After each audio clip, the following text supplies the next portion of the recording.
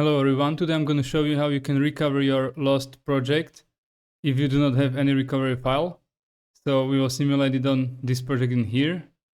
So let's go to our level 1 copy 2, and now I will create some floors in here. Okay, I will erase it. So I will just do some work to simulate like when you are working on a project. So we will be able to see what this does.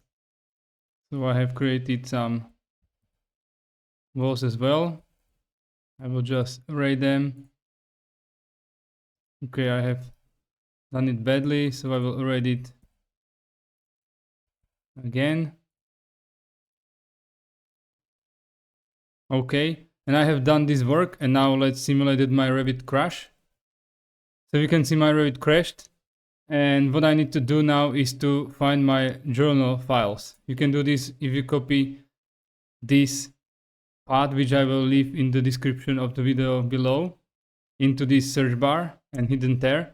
It will open your Revit file on your local application data folder, and you need to find the Revit of the specified version that you have.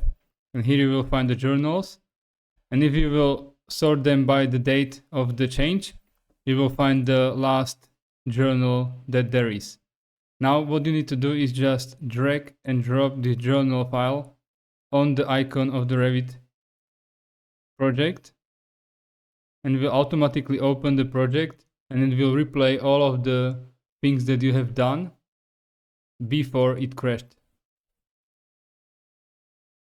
So as you can see, it is opening my project now, and it is starting to replay back the things that I have done.